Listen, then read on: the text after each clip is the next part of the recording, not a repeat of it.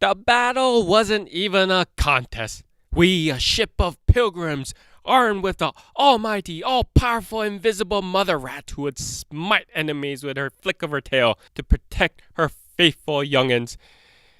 Except Mommy must have been napping, because the pirate ship, armed with 12 cannons, shredded our ship to bones like sewer rats pouncing on dead meat.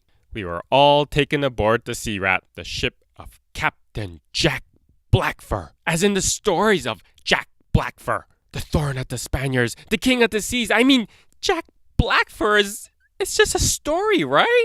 I mean, if Jack Blackfur is the richest pirate in the world, then why is he sailing the Sea Rat? The Sea Rat should have been called the Drowning Rat because it was barely better than our old ship, and it was so infested with bugs, I almost felt like I was back home in the gutters. Also, if he's so rich, why did he need to go after us? Chester and his band of merry monks had no possessions. Nah, this was a bunch of amateur pirates pretending to be Jack Blackfur and going after small prey. Actually, that's kind of a depressing thought. Being a small prey. It would actually be more exciting if we were caught by the legend, but this was boring. The pirates kept us locked up in the hole. I figured slavery was how they were going to make money out of us. That's what I would do. Not that I ever did that kind of stuff. Too much work. I tried to get a glimpse of Blackfur, but he never showed his face to us. Not even his body or his back or his tail. Instead, every day we got to see the full, ugly face of Mr. Crud. Yep, that's Mr. Crud, the one-eyed black rat. Polite and cruel at the same time. How's our lovely guest doing today? Accommodations are up to your standards, I presume. Great! Lovely! Amazing! We're just happy to be here. The last cheese worshipper who complained was never seen again. Lesson learned. But maybe I kind of forgot because I was getting bored and all. I knew I shouldn't draw attention to myself, but I was bored and thinking about Jack Blackfur. Mr. Crud, I was wondering when we might see Captain Blackfur. Why? Oh, to show him our appreciation, for saving us from a sinking ship that he sunk. Oh, I'm sure you'll all soon be able to make his acquaintance, perhaps for supper. Chester couldn't help speak up. Supper? Mr. Crud, I'm not complaining. Really, I'm not. But everything's been really excellent. But we haven't received any supper or food for the past couple of days. I'm sure it's just some mistake, and I really don't want to get anyone in trouble because it's really no bother. You haven't received supper? Oh my, I'm truly sorry. How could this have happened? I take all the blame. No.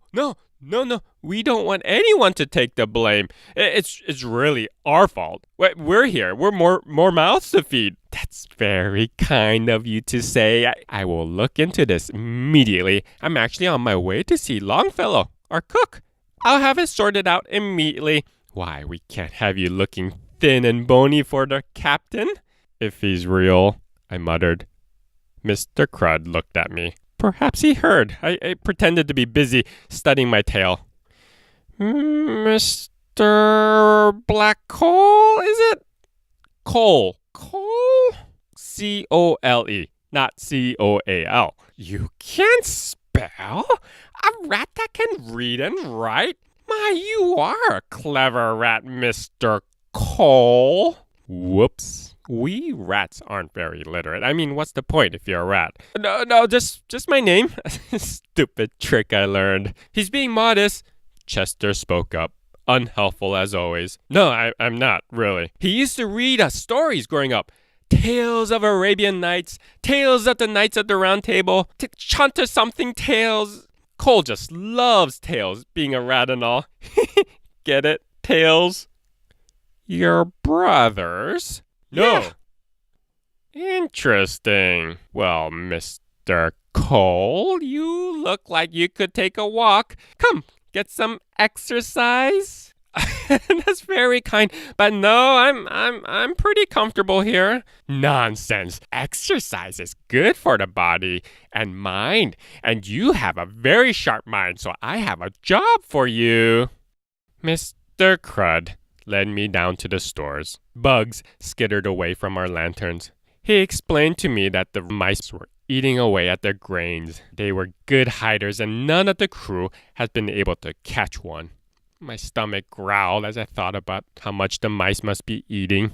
I would like you to catch one, kill it, and bring it to Longfellow. Longfellow? The cook. Why? Why?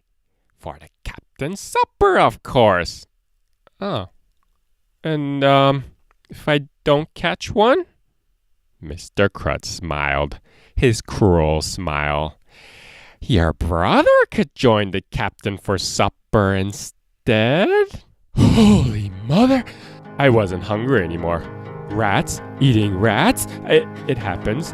In desperate situations like famine or war, or if you happen to get stuck in a box with a very annoying rat. It's only some things I've read about. Rats eating rats? I just shivered to think about it. Things were more desperate on the drowning rat than I imagined.